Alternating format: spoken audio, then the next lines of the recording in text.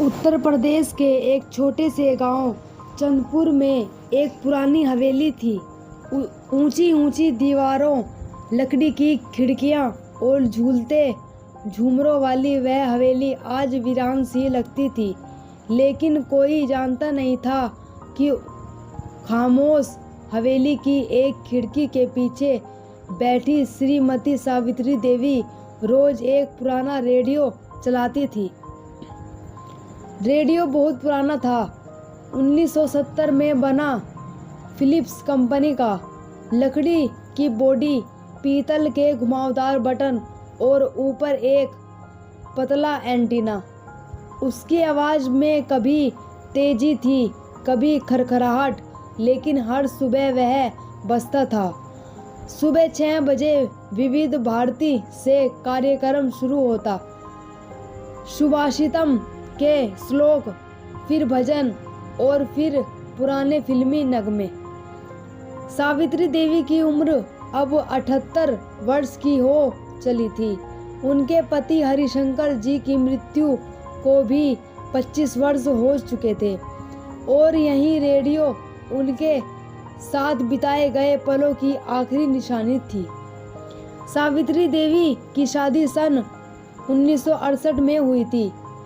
हरिशंकर जी एक स्कूल में अध्यापक थे, पढ़े लिखे, शांत स्वभाव के। शादी के बाद जब पहली बार सावित्री को बाजार ले गए तो उन्होंने एक बड़ा डिब्बा खरीदकर घर लाए। ये क्या? सावित्री ने उत्सुकता से पूछा। रेडियो, उन्होंने मुस्कुराकर कहा। अब हर शाम हम साथ गाने सुनेंगे। रेडियो उनके जीवन का हिस्सा बन गया। हर शाम दोनों आंगन में बैठकर गाने सुनते। मुकेश, लता, किशोर, रफ़ी की आवाज़ें हवाओं में घुल जाती। कभी कभी गाना बजता, ये शाम मस्तानी, और हरिशंकर सावित्री की ओर देखकर मुस्कुरा देते।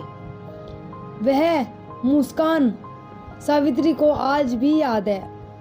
समय के साथ सब बदलता गया।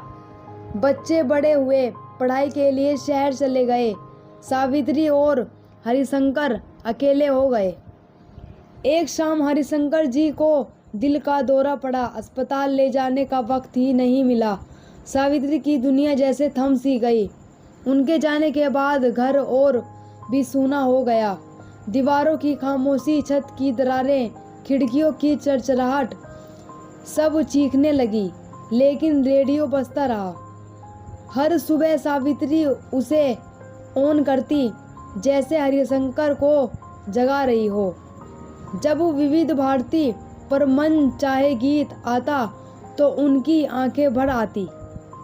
सावित्री के चारों बच्चे अब शहरों में बसे थे। 2 बेटियां और 2 बेटे। एक बेटा अमेरिका में था, बेटी दिल्ली में, दूसरा बेटा मुंबई में। सबने अपनी जिंदगी बना ली थी। माँ, आप भी हमारे पास आ जाओ, बेटे ने कई बार कहा।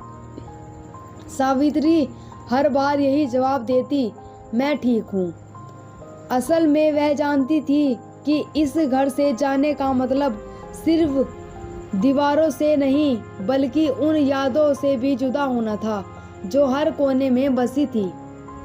और रेडियो को, यह उस रेडियो को भी छोड़ नहीं पाती। एक बरसात की रात बिजली चली गई और जोर की गरज के साथ एक कड़कड़ाहट हुई। सुबह सावित्री ने रेडियो ऑन किया तो वह खामोश था। उनकी आंखों में जैसे कुछ बुझ गया। रेडियो को पास की दुकान पर दिखाया। दुकानदार ने कहा, मैडम, इसके पार्ट्स अब मिलते नहीं, बहुत पुराना मॉडल है। सावित्री घर लौट आई, रेडियो को गोद में लिया और कई मिनट तक उसे सहलाती रही। उनकी आंखों से आंसू बह रहे थे। उसकी नातिन अवनी, जो छुट्टियों से दिल्ली से आई थी, दादी को यूं उदास देखकर परेशान हो गई। दादी, मैं इसे ठीक कराऊंगी, वादा करती हूँ। अन्वी ने रेडियो की तस्वीर खींची, इंटरनेट पर सर्च किया और कई लोगों से बात की। अंत में उसने दिल्ली के एक वेस्टर्न इलेक्ट्रॉनिक्स इंजीनियर से बात की जो पुराना रेडियो ठीक करते थे। अन्वी ने दादी से कहा, थोड़े दिन मुझे दे दो दादी। 15 दिन बाद जब रेडियो वापस आया तो उसके बटन चमक रहे थे। आवाज़ पहले जैसी नहीं थी लेकिन साफ थी। सावित्री ने उसे ऑन किया और पहली धुन थी, तेरे बिना जिंदगी से कोई शिकवा नहीं। उनकी आंखों से फिर आंसू बहने लगे। इस बार दुख के नहीं, यादों के मिठास के थे। साल भर बाद सावित्री देवी इस दुनिया से चली गई, शांत मुस्कुराती हुई। उनकी वसीयत में बस एक चीज़ थी, वह पुराना रेडियो जिसे उन्होंने अन्वी को सौंपा। चिट्ठी में लिखा था, अन्वी, ये सिर्फ एक रेडियो नहीं, मेरी जिंदगी की धड़कन है। जब भी तुम्हें मेरी याद आए इसे ऑन कर लेना, मेरी आवाज़ उसमें मिलेगी। रेडियो अब दिल्ली की एक अलमारी में रखा है। अन्वी कभी कभी उसे ऑन करती है और जब लता जी की आवाज़ बजती है, रहना बीते जाए, तो उसे लगता है कि जैसे दादी वहीं पास बैठी हो। दोस्तों, हम आपको हमारी कहानी कैसी लगी कमेंट्स बॉक्स में लिखकर ज़रूर बताएं। उम्मीद करती हूँ आपको हमारी कहानी पसंद आई होगी। कहानी पसंद आए तो वीडियो को लाइक करें और हमारे चैनल जेके स्टोरीज रियल को सब्सक्राइब करना ना भूलें।